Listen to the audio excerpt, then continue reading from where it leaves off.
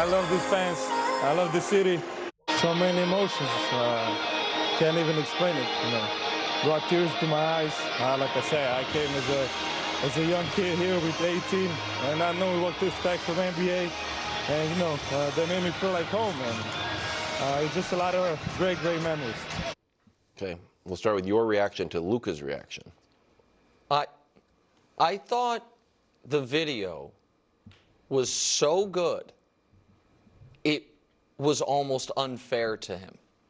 Because I thought we were joking about what type of video are they going to do and what weird position they were in when they trade him away, and then to make, because of the fan reaction, almost feel a need to be like, hey, here's what we know that you don't know. You thought they were going to show him like drinking? Well, I didn't think that, but I did think that this franchise's stance was clearly, can't win a championship with this guy, maybe a little overrated in the eyes of the fans, all these things. And so I didn't know if they were going to include in the video the step back three over Rudy Gobert to give them a stranglehold on the conference finals. Instead, they did a perfect tribute video, and the reason I said it was almost too good is because it made Luka cry. Yeah. And I know some people watching probably, I haven't cried since I was 6 years old, and some people watching cry all the time. For most of us that cry on a rare occasion, think back to the last time you cried, and if 90 seconds later they were like, hey, we need you to do your job the best you can possibly do it, if you'd be able to. I wouldn't. I got emotional watching Luka get emotional, and I'm just sitting there drinking wine watching the game. And so the short version is, Brew, legendary players do legendary things, and that to me was an all-time response to an unprecedented situation of having the rug pulled out on you and being reminded, if he didn't already know, this whole building loves me. Oh, yeah. And I thought I was going to be here forever. Yeah, look, I have an image, a public image. Oh, yeah. Old school, Yeah. rough and tumble. Yes, Oh, yeah. of course. Yeah. Brutal, young people No, be I don't soft. know. and Yeah, all that. yeah. But I've realized the older I get, the easier it is for me to cry. Yeah, I believe that. Now, I entirely. did not cry last night. Yeah. But seeing Luka cry, I almost cried. Yeah. Like I could have, if I let myself go, I probably could have cried. I mean, that was a love fest. Mm-hmm. That was great. That was fantastic. I will get to how he played, but I thought it was great. And Nick, with the video, it wasn't, obviously they showed a lot of his highlights from the court, but they showed, I thought some of the most touching things were just seeing how young he was when he first got there, how he was a thinner, he just looked like a little He's boy. definitely thinner. Yeah. Yeah. But then they had I guess the Mavericks employees saying thank you, Luka, and all. Look, Dallas, obviously they made a stupid trade, but that was classy. Yes. That was a classy move not to make it just, they obviously weren't going to do a negative video, but they didn't even it wasn't it wasn't middle, right? It wasn't middle of the road. It wasn't your basic, here's some highlights. Yeah, I of think course, Jimmy's he was video great. was kind of middle of the road. Yeah. This was really touching, man. And I thought, Nick, it was actually the exact opposite of, ironically, his teammate now, LeBron James, when LeBron went back to Cleveland as a Miami Heat player.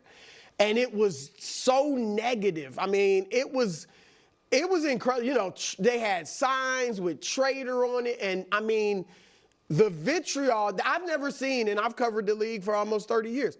30 years, actually. I've never seen an atmosphere that negative.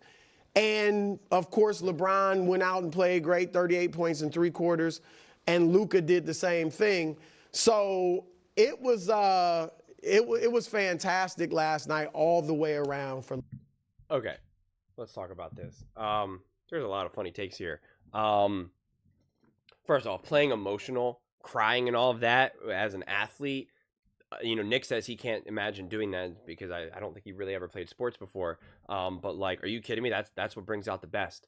are those emotions. Like that's what elite, great athletes do. They know how to use their emotions, as fuel, as energy to keep you focused and all of that. So the fact that he was crying and all emotional, which is awesome. I love to see that. And then being able to ball like that. To me, from my viewpoint, watching that, it's like that's the most predictable thing. When you start seeing someone like Luka crying and having all those feelings, I'm like, oh yeah, dude, he's gonna ball.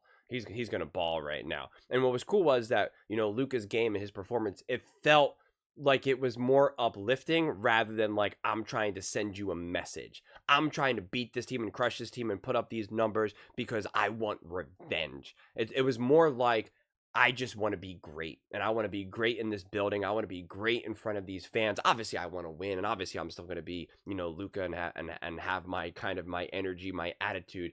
But it just hit different to me. But comparing it to LeBron James and going back to Cleveland and how much anger and hatred they have, like and being that is because LeBron did the whole thing with the decision and the whole thing that like LeBron is one that actively is like I'm leaving Cleveland. I'm essentially saying Cleveland, you're not good enough for me. Goodbye. And this was during a time when players weren't really moving all around, so it was like a big deal.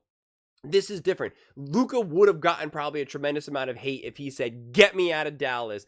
I'm out of here. I don't want to be here anymore. I'm sure he would not get the same amount of love. But it was very much like the fans feel like that the Dallas Mavericks, hurt the fans. They're the ones that, they sold Luka for a bag of oranges. They were like, get out of here, buddy. We don't want you. And so the fans feel more wronged by the Mavs, by the organization, by ownership than Luka himself. Whereas the Cleveland fans felt like they were being wronged, right or wrong. They felt like they were being wronged by LeBron. So like those are just two completely different situations entirely. But like I said, this was the most obvious thing that Luka was going to ball and be great. And, these are the things that I love to see. And this is the aspect of sports that, to me, make it so much more exciting to watch as well. So, this is the stuff that I love to see way more than people being thrown out of games and barking at refs and having all of that chaos. But seeing the soundbite of I love these fans, I love this city, and it is right. Like he came there as a boy, right? The dude's still going through puberty, literally, still being developed, still maturing, and it became his home. Being international, like not being from here, like this became his home, and he lost his home. Right, being traded, he lost his home. He went, he essentially got kicked out of the house and was being rejected, and so that's always going to stir up so many different emotions. And having the first game in Dallas it's just going to hit different, right? Like it's going to feel different. And of course, the Mavs, like this idea that the Mavs were going to like not show him hitting a step back three over Gobert. Like, of course they're going to do that. Of course they're going to do that. I mean, like it's just, what Luka meant for the Mavs and what he meant for that city and what he meant for that team and that franchise and all of that, and the way he left. Again, to me, like that's just the most obvious thing. You would have to be an absolute bootleg trash franchise to do that. It's one thing if Luka came there already in a trade or had already been playing for years and he went to Dallas for 5-6 years. Like then I could understand some of the things that Nick was kind of putting forward. But like he was drafted, he was essentially a hometown kid from as much as you could be as an international player. The years that he the success that he had there, the years that he put in, the ups and the downs, like to me this was all very much par for the course. And Luka and the Mavs absolutely stuck the landing. And so again, these are the narratives, these are the stories that you love to see in the NBA within basketball. But we don't have to make it anything more than it is. Just being like, oh, Luka was so emotional and crying, and then he had a great game. That's an all-time performance because I couldn't play basketball if I was crying. It's like, all right, just dude, relax. He had a huge game returning to Dallas, like let's we don't have to twist it into anything else. But it is funny to hear them talk about, how the older they get, the more they cry and the more emotional they get. And it is funny because, you know, guys especially seem to be very like binary, where it's either like, oh yeah, crying is great, crying, you know, it's manly to cry, and other guys are like, nah, crying's weak for weak people, and you know, you're not a real man if you cry. And that's what people were saying when, you know, they thought Steph Curry was crying in one of his games, the game where Draymond got thrown out, and there was like a whole discussion about crying on the court and, you know, what tears mean and whatnot. So it is you know, it's again, it's great. I love to see these players emotional for the right reasons, you know, for the right reasons. And it just adds so much more meaning to the games, and when you feel that the players really care, and it's not self-serving emotionalness, like it's they care because of everything as a whole, right? It's not rooted in like, you know, selfish emotions, it's selfless emotions, and the moment just gets more real. And so like I said, I love to see stuff like this. I'm glad that Luka was able to ball out. He didn't have one of those random off nights where everything was cold, everything just wasn't falling for him. Obviously it was. Obviously he got, you know, he went after it in the first half. I think he had like 32 points at halftime or something, you know, a healthy amount. And so obviously, you know, putting up 45, 8 and 6 and 4 steals, like, you know, you were always going to get his best effort in this game. And even though he was crying and watching this, you know, watching the video and stuff like that, like, he was always going to be inspired, he was always going to be emotional, he was always going to be motivated, and he was always going to be ready to just attack and get after it, and, you know, essentially be peak Luka. So happy it all unfolded that way for him.